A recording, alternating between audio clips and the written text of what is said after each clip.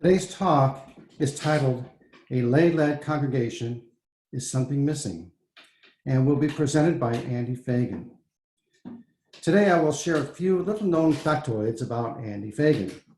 He lived in Iceland as an exchange student the summer before his senior year in high school and has stayed in touch with his Icelandic family for over 40 years.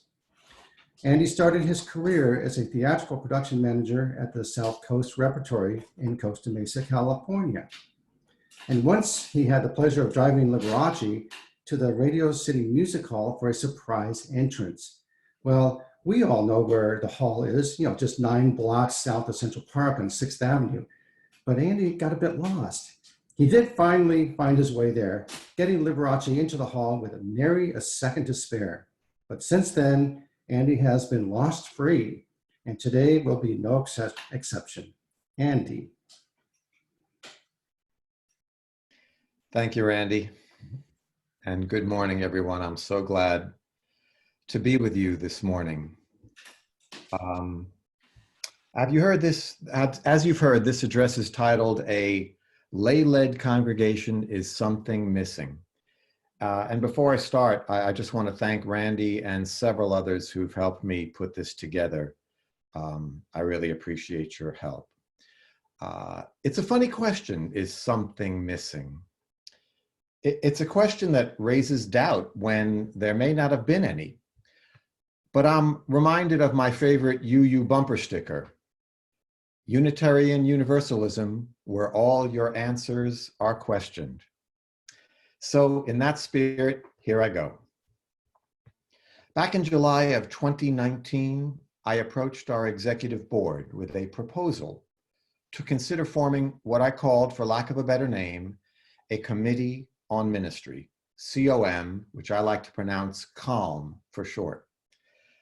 Please note that I like to pronounce it CALM as in C-A-L-M, but we'll get to that later. I brought this to the board because I did feel there might be something missing. I was wondering if our congregation was lacking direction. I was wondering if in a lay-led congregation, where I could go to find support, advice, and guidance I used to get from a minister. Before I continue, let me make clear, a committee on ministry in no way equals a ministerial search committee. That is, this is not about hiring a minister. I'm asking, in the light of the fact that we do not have a minister and have no plans to acquire a minister, is something missing from our UUCC life? The board asked me to develop my proposal and come back with more specifics.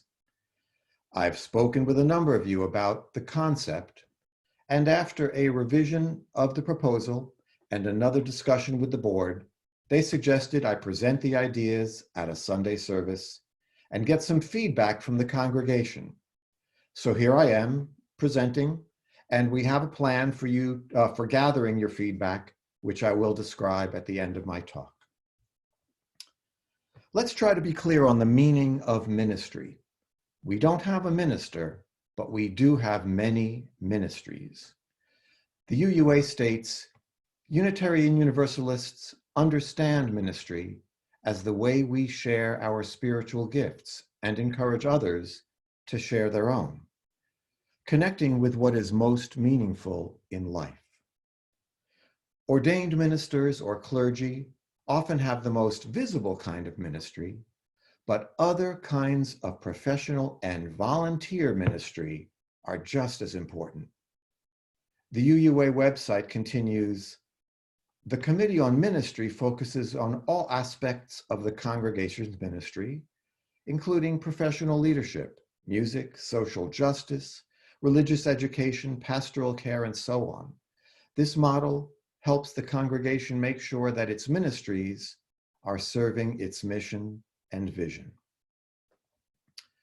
Reverend Jan Carlson Bull, in her sermon entitled, What is Your Ministry?, defines ministry in the form of a series of questions which can all be answered with, that's a ministry.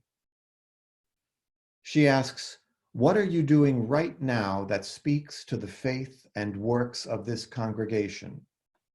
That's a ministry. What are you doing that feeds the hungry? That's a ministry. What are you doing that teaches our children, that hollers to the powers that be in our own time to change course, that keeps the kitchen clean and the facilities painted, that helps the flowers grow, that helps us all grow? Those are all ministries. There exists within the UUA a commission of appraisal, grounded in the living tradition of our free and responsible faith, yet charged with acting independently. The commission's mission is to provoke deep reflection and to evoke timely, creative transformation of Unitarian Universalism, our congregations, and the Unitarian Universalist Association. In the article titled Our Professional Ministry Structure, Support, and Renewal, the Commission's 1992 study, Reverend Neil Shadle stated, "Ministry is the vocation of every person of faith, and Unitarian Universalism, as a democratic faith, affirms the priesthood of all believers. We are all lay ministers. Whether or not we choose to be professional religious leaders," Minister Shadle continues and concludes, "this belief in the priesthood of all believers is central to who we are as a religious movement." Now, getting back to that July 2019 board meeting, my proposal was met with a broad range of reactions. Among them, John Rohrbaugh, who was serving as board president at the time, he shared that during his time as president, some congregants had approached him with concerns not about the administration of the congregation, but about their own spiritual journeys. Now, we don't elect our board president or any members of the board in order for them to serve as in a ministerial capacity, but there is a need for that, at least with some of us. Who does a UUC member turn to when that need arises? Is something missing? Another board member expressed at the same meeting that members can get all the spiritual guidance they need from fellow members of the congregation. And I understand that. Many of us open our hearts in small groups like the women's and men's groups, or a chalice group, and of course, in one-to-one conversation. Ours is a system which fulfills the literal meaning of fellowship, a term often used to describe UU congregations. The term fellowship is tied to the fellowship movement, an important part of our UU history, starting in the mid-1900s, prior to the merger that formed our modern-day UUA. Let me quote from Faith Like a River, Themes from Unitarian Universalist History by Allison Cornish and Jackie Clement. They write, "While Unitarian Universalism has a long and proud history of lay leadership, some have seen in the fellowship movement the birth of shared ministry. The sharing, though, was among congregants rather than with a minister. Lay people in fellowships created Sunday services, developed and carried forth religious education programs, and maintained an environment where differing voices might be heard.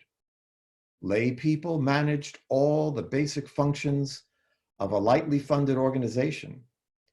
Though envisioned by some as refuge from religion, fellowships were in fact also therapeutic, helping members to move through anger and rejection of a religion of the past towards a positive view of religion. This perfectly supports those board members' feelings that members can get all the spiritual guidance they need from fellow members of the congregation. But what about the introverts among us? What about the folks who don't feel they know anyone well enough to turn to? Maybe they just signed the book, or maybe they're just a guest. Maybe one of us knows lots of members, but has something very private to get off their chest. Reaching out for help can be especially hard if you're feeling something deeply, feeling doubt, or if you're in pain.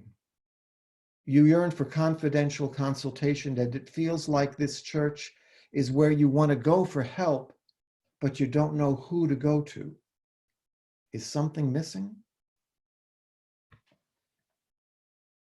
Sometimes conflicts arise within the congregation over a wide range of matters. These conflicts are a normal part of congregational life, but still they can cause emotional pain and put stress on the very fabric of our community, on our extraordinary connectedness. Conflicts must not be allowed to damage that fabric. So, might not it be wise to have a body to turn to, charged with the responsibility of mitigating such conflicts and satisfying as much as possible the heartfelt needs of fellow congregants? Some of you will answer yes, and some will answer no, but remember that bumper sticker, Unitarian Universalism, where all your answers are questioned. A third reaction from the executive board following my proposal went something like, please, no, not another committee. And I get that. It would be great to come up with a better title for whatever it is that might fill whatever's missing. I hope we can brainstorm that and come up with one that is right for this congregation. And besides a title, we will of course need to discuss the nature of that entity. A little history. I began my own UU journey in 2008. Many of you have heard me refer to my first congregation, the Unitarian Universalist Fellowship of Huntington, on the North Shore of Long Island. UUFH was founded in 1956 as a Unitarian fellowship and changed to the UU denomination with the merger in 1965. But before that, in 1962, they voted without dissent after 6 years as a lay-led congregation to call the Reverend Ralph Stutzman as their first minister. They also voted to maintain a strong lay-led Sunday program committee, similar to our worship committee.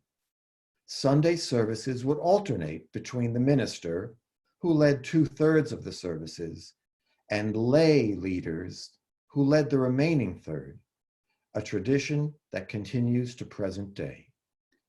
So my initial UU experience enjoyed both ministerial and lay-led services.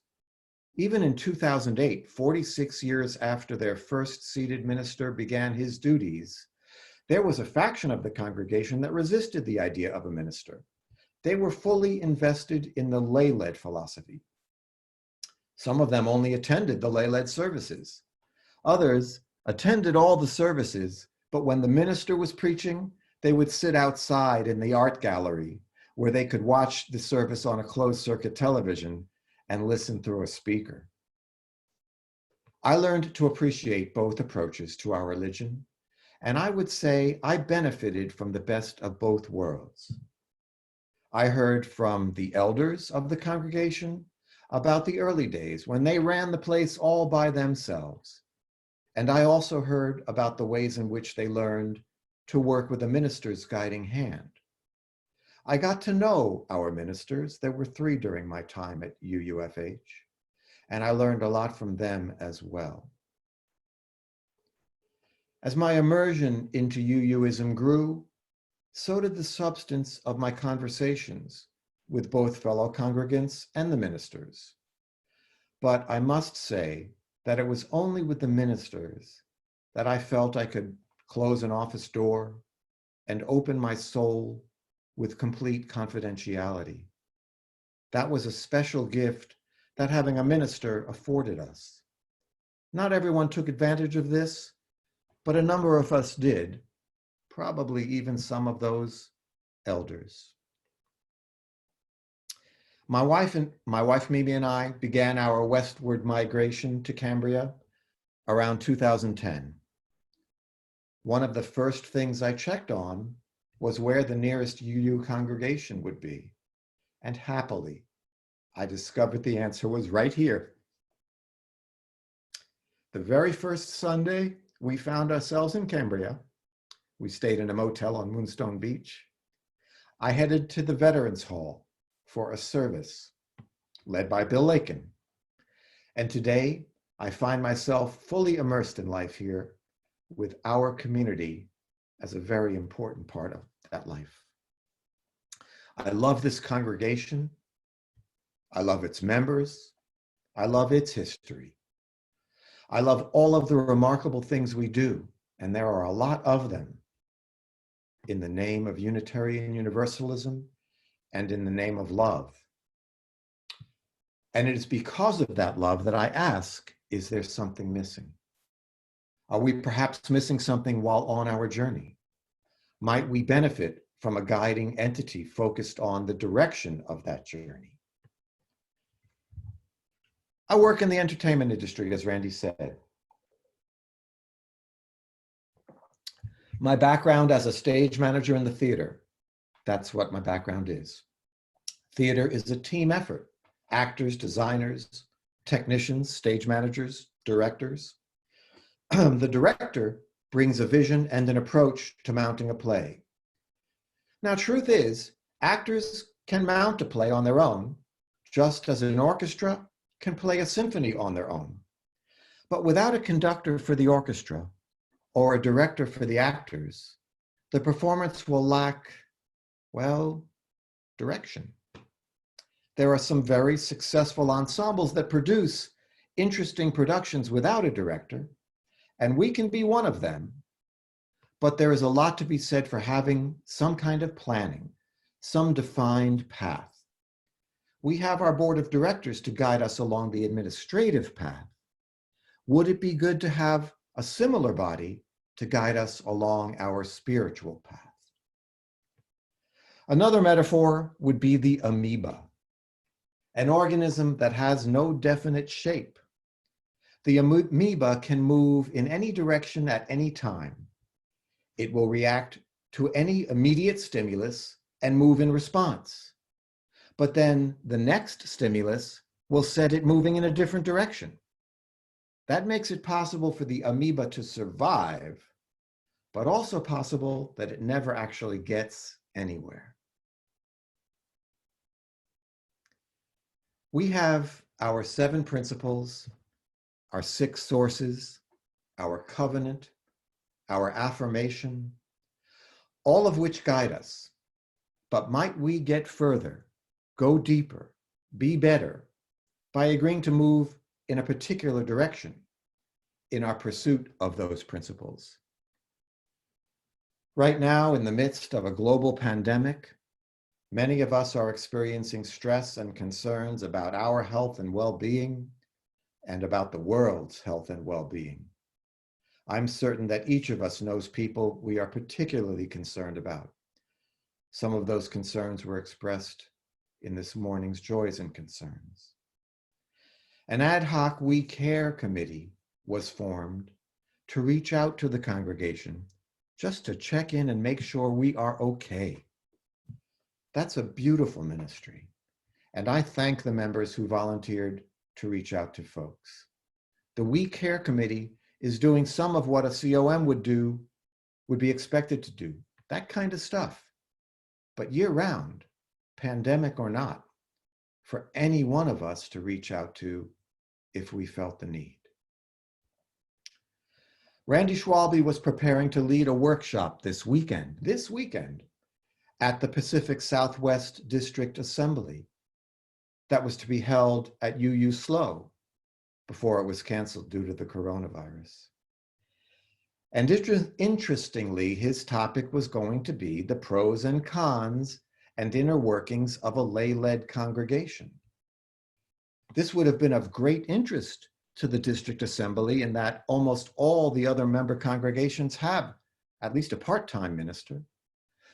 And during that presentation, Randy planned to provide this logic for a lay-led congregation. Lay-led promotes the notion of leading by a close community of those on individual spiritual paths versus many individuals being led down one path by one individual. But he was also to cite some potential hazards of the lay-led concept, including lack of ministerial functions between services and lack of immediate availability of a minister in a time of personal need. So here's the plan. Over the course of the next few weeks, we'd like to take advantage of what Minister Shadle called the priesthood of all believers. That is, our collective intelligence and feelings. Randy and I will organize small group discussions. Actually, they'll look more like this at a variety of times, so that as many members as possible will have a chance to participate in a group. We'll ask, is something missing? We'll ask that if the answer is yes, or perhaps, then how can we fill that void? And what should we call that entity? And all the groups will be asked to address the same set of questions. We'll collect the responses in an effort to get a feeling of the congregation as a whole. And then on May 17th, perhaps if the stars are aligned perfectly, face to face or mask to mask, in our Arlington home, otherwise here in the virtual world of Zoom. Randy and I will report back to you with all of what we've learned from the group discussions, with suggestions on what might come from this. So that's all for now. Thank you for listening.